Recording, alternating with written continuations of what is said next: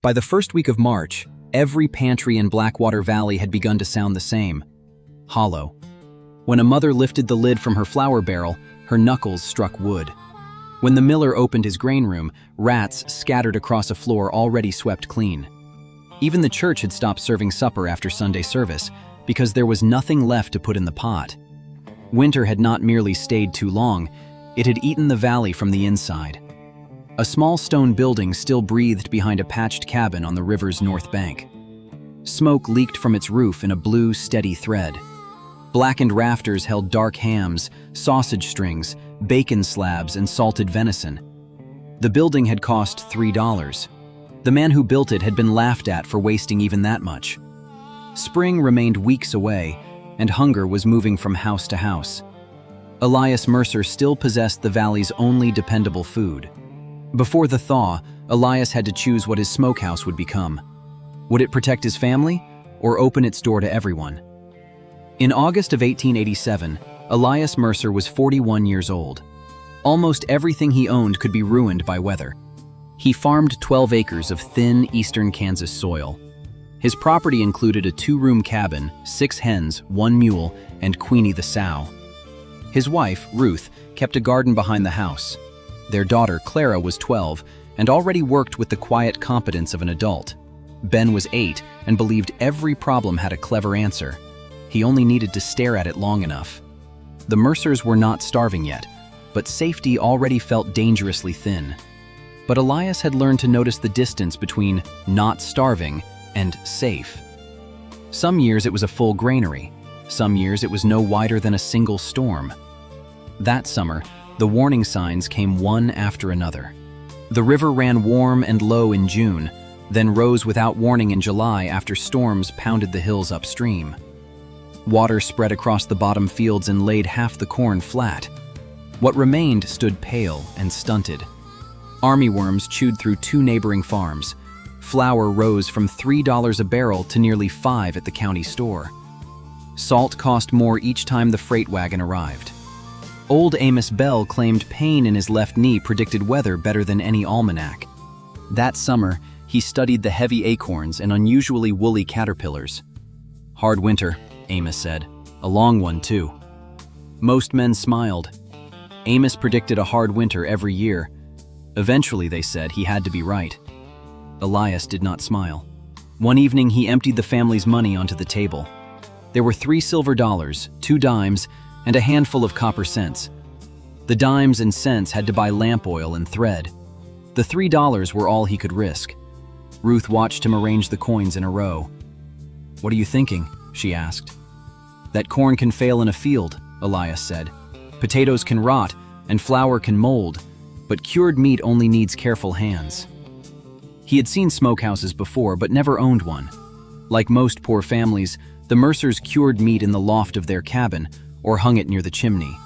It worked until the weather turned warm, the smoke thinned, insects found it, or a spark found the roof.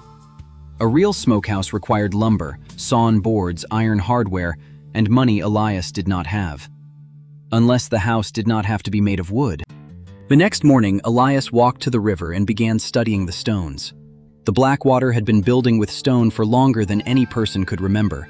Each flood rolled broken limestone down from the hills, smoothing its edges and leaving it in bars along the bends. Most farmers cursed those stones when they appeared in a field. Elias saw walls. Elias chose a rise 30 paces behind the cabin. Ordinary floods could not reach it, and fire could not easily reach the house. The ground sloped gently from a hickory stump toward the site. The slope answered his hardest problem. It could cool steady smoke before any flame reached the meat. He would build the fire outside the smokehouse in a shallow stone pit. A covered trench would carry smoke uphill for 12 feet before it entered at floor level. The distance would cool the smoke and catch sparks. A small vent near the roof would pull it through the building. Elias scratched the plan in the dirt with a stick. Ben studied the drawing and said, "It looks like a windowless house." "Smoke doesn't need a view," Elias said. For 9 days, the family gathered stone. Elias selected broad pieces for the foundation and flat ones for the corners. Clara learned to test each rock before lifting it. If it moved under her boot, it would move in a wall. Ben gathered small stones to wedge into the wall's gaps. He carried river clay in a bucket nearly as large as himself. They mixed the clay with sand, wood ash, and chopped straw. It was poor man's mortar, ugly, slow to dry, and free. Elias laid the walls thick, nearly 18 inches at the base. He angled each course slightly inward, then filled the center with rubble and clay. Neighbors passing on the river road stopped to watch. Cal Rusk owned the valley's largest farm and trusted every old method. He climbed from his wagon wearing the comfortable smile of a prosperous man. Cal asked, "Building a fort, Mercer?" Elias answered, "A smokehouse." Cal looked at the mud on Elias's trousers and the crooked walls rising from the ground. "Out of river rock?" Elias confirmed the plan, and Cal asked, "Will you smoke the stones too?" The men in Cal's wagon laughed. Elias kept working. Elias cut roof poles from cedar and split shingles from fallen oak. Soundboards from an abandoned hog pen became the heavy door. Only 3 things could not be scavenged or shaped by hand. Elias needed 2 strap hinges, 1 latch, and enough square nails. At Pritchard's store, the hinges cost $1.40. The latch cost 75 cents. The nails cost 85 cents, bringing the total to exactly $3. Mr. Pritchard slid the hardware across the counter and glanced at Elias's empty hand. "You know," he said, $3 would buy a fair amount of flour." "It would," Elias replied, "and you can eat flour." "Once." Elias carried the iron home. By early September, the smokehouse stood 7 feet high and 6 feet square. It was not beautiful. The west wall bulged slightly, and the roofline dipped in the middle. Faded red letters on the door still read, "Hog Feed." But when Elias closed that door, the interior became cool and dark. 3 hickory poles crossed beneath the roof. Iron hooks, salvaged from broken harness, hung from the poles. At floor level, the stone smoke channel entered through an opening no wider than a man's hand. Near the opposite roofline, Elias had left a narrow vent with a sliding wooden cover. The first fire sent a clean blue ribbon through the stone channel. Elias hung several rabbit strips inside, expecting proof by morning. Instead, he opened the door to bitter smoke and blackened meat. One thicker strip felt warm outside, but remained dangerously wet inside. Ruth cut it open and smelled the first trace of spoilage. The fire had heated the chamber faster than the short trench could cool it. Worse, the roof vent was too narrow to carry heavy smoke away. Cal Rusk arrived before Elias could bury the ruined meat. Cal lifted one black strip and laughed without needing an audience. $3 bought you a stone coffin for meat, Cal said. The words hurt because the first test had almost proved him right. Elias spent that night studying soot marks along the inner wall. A dark streak showed where hot smoke stalled before reaching the vent. By sunrise, he understood both failures and knew what must change. He extended the underground channel 4 feet using leftover riverstone. Then he built a low baffle that forced sparks beneath a flat slab. Clara widened the roof vent while Ben packed fresh clay around it. Their second fire moved slowly, cooling before it entered the chamber. Elias tested the draft with a bacon rind and waited until morning. The rind emerged dry, bronze-colored, and sweet with clean hickory smoke. Ruth tasted the smallest corner, then silently handed another piece to Clara. Elias finally smiled because the smokehouse had taught him its rules. Still, a smokehouse without meat was only an expensive chimney. The Mercers owned 1 hog. Queenie was supposed to become winter pork, but she was smaller than Elias had hoped because feed was scarce. Killing her too early meant less meat. Waiting too long meant feeding corn they might need themselves. Elias made a bargain with Silas Ward, a widower who lived 2 miles upstream. Silas had a litter of half-wild pigs, but no strong back for repairing fence. Elias rebuilt 60 yards of his rail fence in exchange for the smallest barrow. Then he traded 2 days of hauling timber for 20 pounds of coarse salt. Ruth saved every spoonful of brown sugar in the house. Clara gathered sage, peppergrass, and juniper berries. Those supplies did not count toward the smokehouse's $3 construction price. However, each one cost labor the family could never spend twice. In late September, Elias butchered the barrow. The family used everything, and Ruth rendered every scrap of fat into lard. Clara cleaned the casings for sausage. Ben turned the grinder handle until his arms shook. Elias rubbed salt, sugar, and crushed juniper into the hams and shoulders. Then he packed every piece into a wooden curing box. Days later, he hung the first pieces in the stone house and lit a hickory fire. For 3 days and nights, he woke every few hours to tend it. Too much heat would cook the outside and leave moisture trapped within. Too little smoke would invite mold and flies. Green wood made bitter soot. Dry wood burned too hot. Elias learned to judge the fire by its smell and smoke color. He also felt the stone channel for the faintest warmth. When he finally cut into a small test piece, the flesh was rose-colored, firm, and fragrant. Ruth tasted it and closed her eyes. "Keep that door locked," she said. Elias did not mistake one success for security. A family could not live through winter on the promise of a single ham. All through October, he worked as if the first snow were already falling. At dawn, he checked traps along the river. After chores, he hunted the oak ridges where deer fed on acorns. He took only 2, a young buck early in the month and a doe after the first frost. They cut uneaten fresh meat into narrow strips before spoilage began. Each strip went directly into the smokehouse. He mixed venison with pork fat for sausage. Ruth packed crocks with pickled beans and cabbage. Clara sliced late apples into rings and dried them above the cooling smoke. Even the tough belly and cheek meat went onto hooks. The smokehouse changed the arithmetic of the farm. Before, a successful hunt produced a frantic race against spoilage. Meat had to be eaten, shared, salted heavily, or lost. Now every animal could be stretched across months. Smoke did not create food, but it created time, and time was the one thing winter always tried to steal. Neighbors noticed. Amos Bell brought half a haunch of venison and asked Elias to smoke it in exchange for keeping a quarter. The widow May Tolland brought 6 rabbits and took 4 home after curing. Even Mr. Pritchard sent out 2 strings of sausage from the store's autumn slaughter. Elias accepted food instead of money. By November, the rafters were crowded. Cal Rusk came by again. This time he did not laugh quite as loudly. "That pile of rock actually work?" he asked. Elias opened the door only wide enough for Cal to see the dark shapes hanging inside. "Works." Cal sniffed the air. "I own a proper oak smoke shed and it costs $28, Cal said. "Then you have nothing to worry about." Cal's smile tightened. "Never did." He had 3 times Elias's corn, 2 milk cows, and a cellar full of potatoes. He could afford confidence. Then, on the 9th of November, the temperature fell 32 degrees before sunset. Rain became sleet, and the sleet hardened into snow. By morning, the valley was white, the river edges were frozen, and unharvested corn stood sealed in ice. The hard winter had arrived 6 weeks early. At first, the cold felt almost exciting. Children skidded across frozen puddles. Men joked beside the store stove. Families burned the first of their seasoned firewood and ate from full plates. But the cold did not leave. Another storm came before the first snow melted. Then came freezing rain, coating trees until branches cracked in the night like rifle shots. The county road disappeared beneath drifts. Freight wagons stopped coming from the rail depot 30 miles away.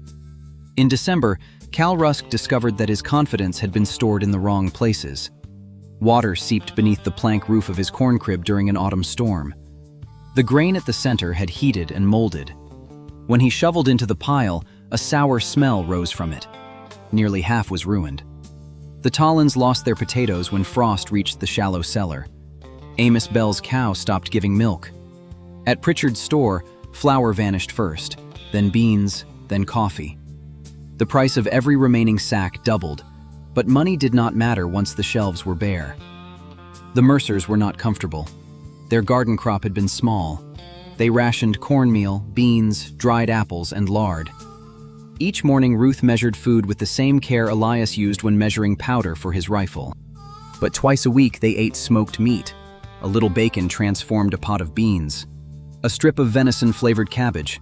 Sausage grease turned coarse corn cakes into something Ben called a feast. The stone walls held a steady cold, while the smoke discouraged insects and mold. When the temperature briefly warmed in late December, the meat remained protected. Elias inspected every piece, trimmed suspicious spots, renewed the smoke, and rubbed exposed surfaces with salt. The building required constant attention because preservation was never magic. It was a chain of small duties, and a single careless link could ruin months of work.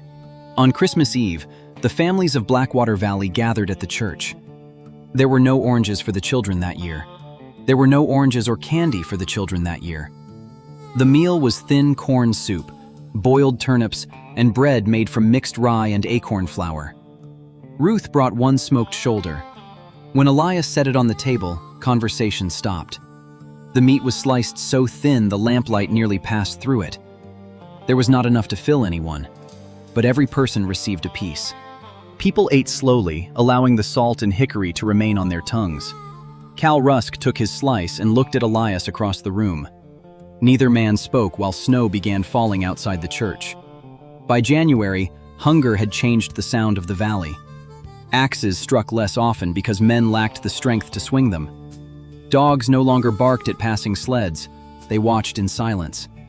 At night, the usual smell of supper smoke was absent from half the chimneys. Elias began sleeping lightly. He did not advertise what remained in the smokehouse.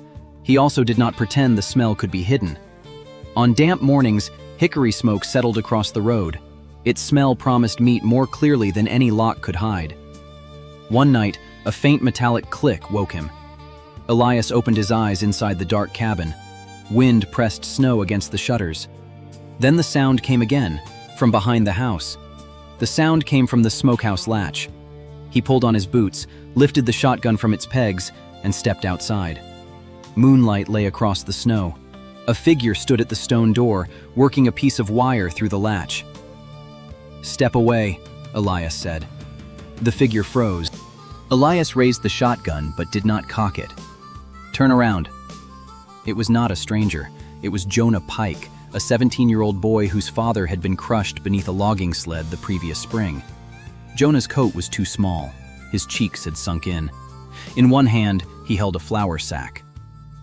"I wasn't going to take much," the boy said. Elias's anger came quickly. That meat represented months of labor, sleepless nights, and the thin line between his children and hunger. If one person stole from the smokehouse, others might follow. A door opened from the wrong side could never be closed again. Then Elias noticed Jonah was not looking at the gun. He was looking at the smokehouse. "Your mother?" Elias asked. Jonah swallowed. "She has not eaten since yesterday, though she claims she is not hungry." Adults said that when they wanted children to eat. Elias lowered the shotgun. He could have sent the boy away. No one in the valley would have blamed him. A man's first duty was to his own household. Instead, Elias unlocked the door. He cut 2 pounds from a venison haunch, added a short length of sausage, and placed both in Jonah's sack. "You come to the front door next time," he said. Jonah nodded, unable to speak. "And tomorrow, you split wood for Ruth." The boy nodded again. After he disappeared into the trees, Elias remained beside the smokehouse. The door seemed smaller than before. So did the supply inside. Ruth was awake when he returned. "Who was it?" "Jonah Pike." "Did he take anything?" Elias placed the shotgun back on its pegs. "I gave him some." Ruth was quiet. "We can't feed the valley," he said. "No," she replied, "but perhaps we can keep it alive." Would you have opened that door when your own children depended on every piece? Tell us below and subscribe to Wild West Lifestyle before the valley faces its final test. The next morning, Ruth took a scrap of smooth pine and divided it with charcoal lines. Ruth listed 2 hams, 1 shoulder, and 43 sausage links. She added 7 bacon slabs, 1 venison haunch, and several dried strips. A small sack of smoked rabbit completed the inventory. On the other, she wrote the names of households in the valley. There were 17. "That board doesn't make more meat," Elias said. "No," Ruth answered. "It makes us honest about what we have." They calculated what the family needed to reach April if the weather remained bad. Then they set aside a portion for emergencies. Everything else would be traded or shared in measured amounts, not given freely, except where pride or sickness made trade impossible. Elias understood that charity could humiliate a neighbor almost as quickly as hunger weakened him. So the valley brought what it had. Jonah Pike split wood. Amos Bell repaired harness. May Tolland sewed Clara a winter coat from 2 worn blankets. The miller sharpened Elias's tools. Cal Rusk, after 3 days of hesitation, arrived with a sled carrying dry hickory. "For the fire," he said. Elias looked at the load. "What do you need?" "My youngest girl is sick." Elias cut bacon and a piece of ham. Cal watched the knife. "That enough?" Elias asked. Cal's jaw worked before he answered. "It has to be." Pride was another thing Winter took. The meat did more than fill stomachs. It gave people enough strength to perform the work that kept them alive. A serving of sausage helped Jonah cut firewood for 3 widows. Bacon grease kept the miller standing long enough to repair the frozen wheelgate. Venison broth helped Cal's daughter recover from fever. Food moved through the valley and returned as labor, firewood, repairs, and care. But the ledger shrank. By February, 1 ham remained. The sausage count fell below 20. Elias began slicing portions himself because hunger made every hand optimistic. Then the roof of the Pike cabin collapsed beneath wet snow. No one died, but the family lost most of its stored beans and all its bedding. 9 men gathered to rebuild the roof in weather cold enough to freeze nails to their lips. Ruth carried a pot of beans flavored with the last smoked rabbit. Elias brought 6 sausages. Cal Rusk stared into the pot. "We're eating the seed," he murmured. He meant they were consuming the strength they needed for spring work before spring had even arrived. Elias looked toward the white hills. "Then we make sure spring finds us worth planting." In the last week of February, the weather warmed for 2 days. Snow softened, roofs dripped, the river broke open along its edges. People stepped outside and spoke of spring as if saying the word might bring it closer. Then the wind shifted north, the temperature plunged, meltwater became ice. A storm sealed every door in the valley beneath a hard silver crust. That night, Elias went to renew the smoke and found the fire pit flooded by runoff, then frozen solid. Water had entered the stone trench. Smoke would not draw. Inside the house, moisture shone on the walls. The sudden warm spell, followed by deep cold, had created condensation. 2 strips of venison carried pale spots of mold. For the first time, the smokehouse was failing. Elias cut away the spoiled surface and examined the meat beneath. Still sound, but unless he dried the chamber and restored the draft, the rest could follow. The ground above the smoke channel was iron. He could not dig it open with a shovel. So he heated stones in the cabin stove, carried them outside with tongs, and laid them across the frozen trench. Again and again he replaced them. Ben carried kindling. Clara chipped ice from the fire pit. Ruth boiled water and poured it along the blocked mouth. After 4 hours, a dark trickle emerged. Elias pushed a green switch into the channel. It struck something. Ice, mud, or a collapsed roof stone, he could not tell. Elias removed his coat and lay flat in the snow. He reached into the half-thawed opening until freezing water filled his sleeve. His fingers found the obstruction. A mat of leaves carried in by runoff. He pulled until it came loose in one black, dripping mass. Air rushed into the channel. Ben shouted from the smokehouse door, "It's drawing!" Elias lit hickory over hot coals. Blue smoke vanished into the trench and rose inside the chamber. By dawn, the walls were dry again. The family had saved the meat. But Elias understood the larger warning.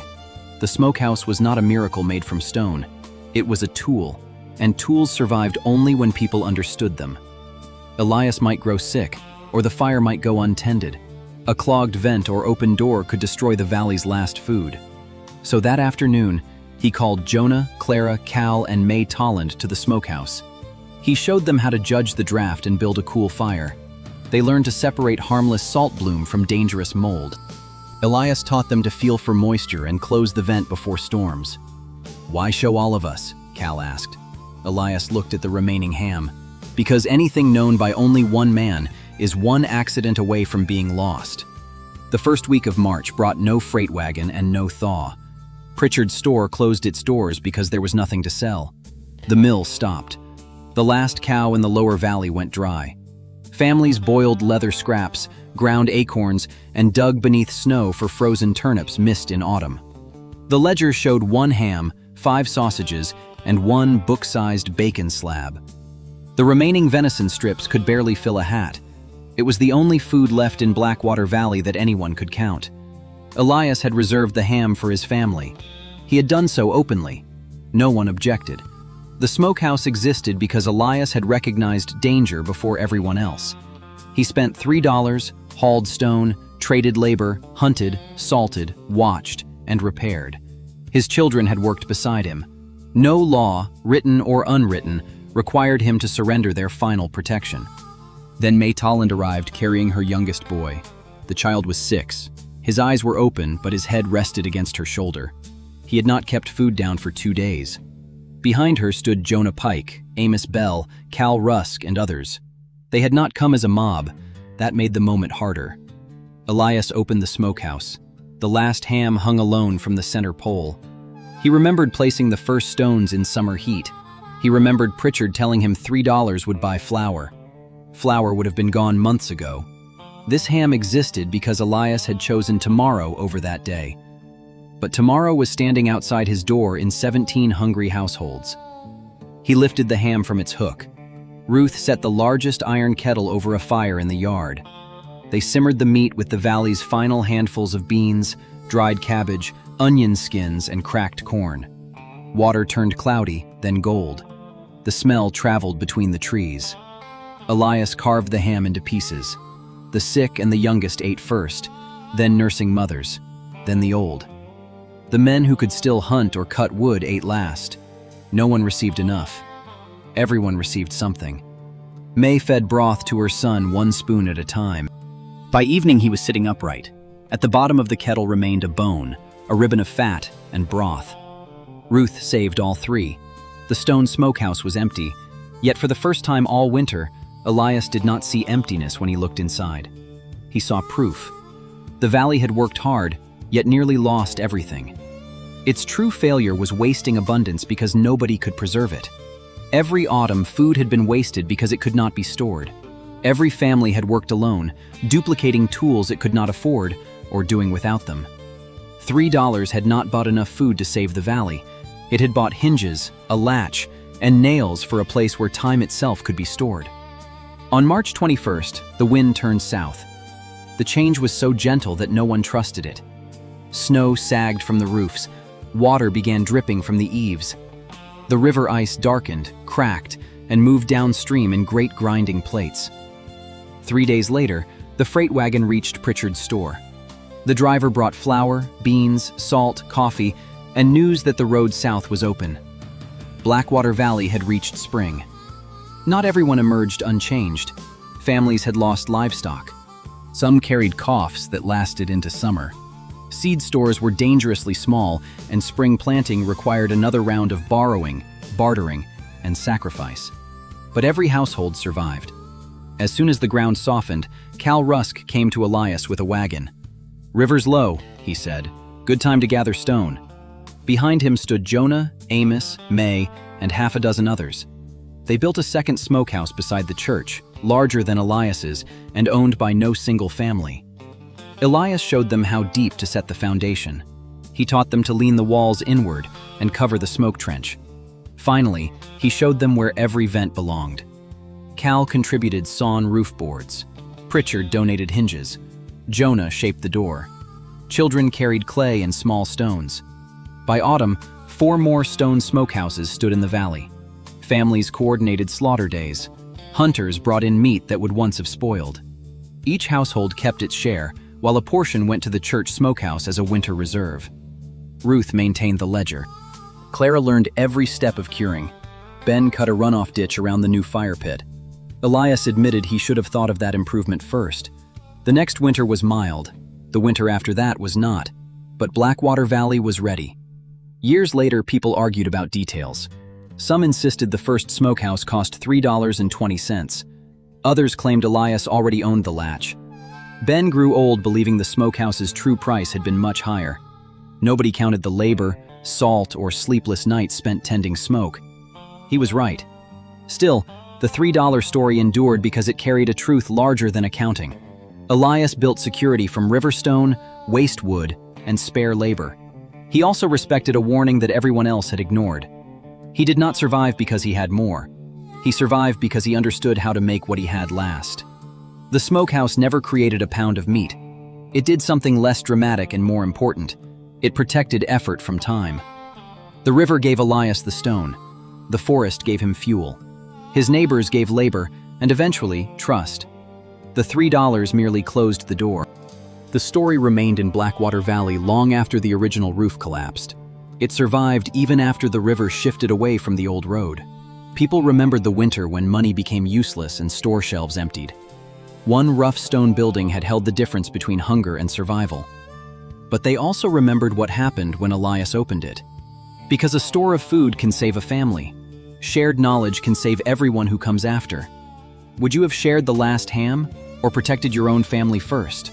Rate this story from 0 to 10 and tell us where you are watching from. Subscribe to Wild West Lifestyle for more frontier stories about courage and hard-earned survival.